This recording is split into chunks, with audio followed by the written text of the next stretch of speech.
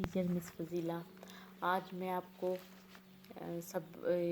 بک 7 کا chapter number 2 کرواتی ہوں، جو ہے اس کا نعت رسول مقبول صلی اللہ علیہ وسلم۔ نعت رسول کا مطلب ہوتا ہے جس میں حضور پاک صلی اللہ علیہ وسلم کی تعریف کی جائے۔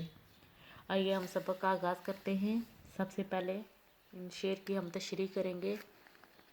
بسم اللہ الرحمن الرحیم۔ محمد صلی اللہ علیہ وسلم محبوب داور سرور عالم۔ داور کا مطلب ہوتا ہے بہادر۔ محبوب صلی اللہ علیہ وسلم، محبوب کا مطلب ہوتا ہے پیارے۔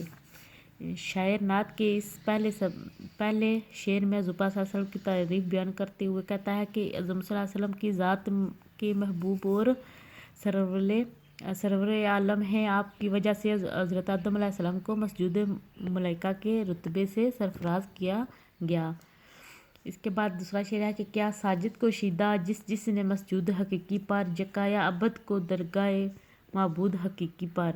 یعنی کہ مسجود حقیقی یعنی کہ اللہ تعالیٰ کی راہ، اور درگاہ کا مطلب ہوتا ہے چوکھٹ، دروازہ، یعنی کہ اللہ تعالیٰ کا جو برگاہ ہوتی ہے اسے کہتے ہیں درگاہ۔ اس میں شاعر کہتا ہے کہ حضور پاک صلی اللہ علیہ وسلم کی ذات برکات کی بدولت ہی ہر مسلمان اللہ تعالیٰ کی ذات اعلیٰ پر قربان ہونے کے لیے تیار ہے۔ یعنی آپ صلی اللہ علیہ وسلم کی تربیت ہی ایسی تھی کہ ہر مسلمان اللہ کی ذات کا صحیح معنوں میں عاشق بن جاتا تھا، اور ہر بندہ اللہ تعالیٰ کی چوکھٹ پر کثرت سے سجدے کرنے والا بن جاتا تھا۔ اگلا تیسرا شعر ہے دلائے حق پرستوں کو حقوق زندگی جس نے، کیا باطل کو غرق موجہ شرمندگی جس نے۔ اس میں شاعر کہتا ہے کہ غرق کا مطلب ہوتا ہے تباہ، باطل یعنی کہ باہر۔ اور اس شعر میں شاعر کہتا ہے آپ صلی اللہ علیہ وسلم کے آنے سے پہلے عرب میں کوئی قانون نہ تھا، تکتور کمزور کو دبا لیا جاتا،